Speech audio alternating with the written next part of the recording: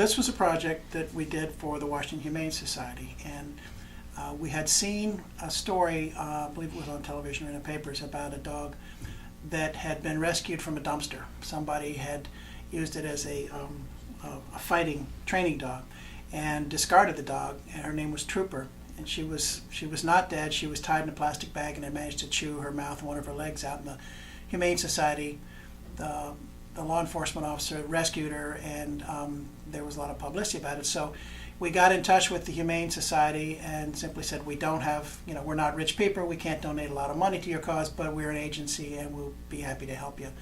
And they responded immediately that they were very interested in having us work with them on an anti-cruelty campaign. So we went down and met with them and put together this campaign, and now we're continuing to work with the Humane Society on a pro bono basis for whatever they need. We're just sort of in the tank for them.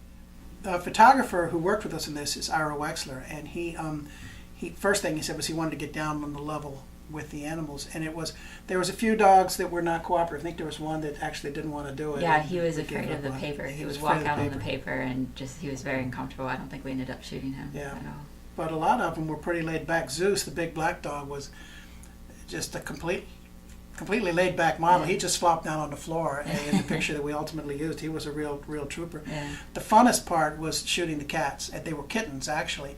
And what we had to do, there'd be two people holding the cats down, and Ira would count down 3, 2, 1, and they'd pull their hands back, and he'd shoot as many as he could before the cats ran off.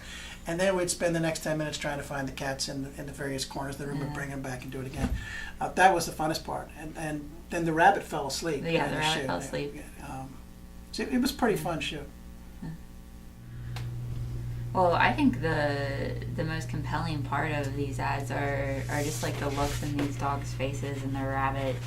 You can just see how scared they are and the pain in their eyes, and the story tells why. And it being a true story, I think really affects people. I mean, I talked to a lot of people that read them and cried when they saw it.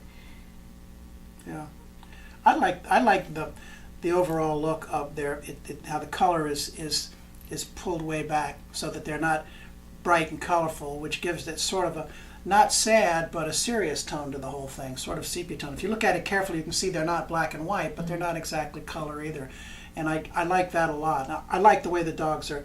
And cats such as they are looking straight at the camera. I like what Katie said is true. You could see the look in their eyes. You can see how these animals really reflect their story.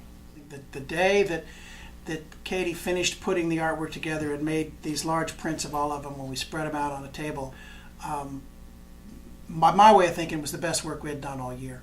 It won 2 Gold Addies locally, and then because it won a Gold Addy, it automatically moved on to District 2, where it also won a Gold Addy, and then it automatically advanced to National, where it won a Silver ADDY.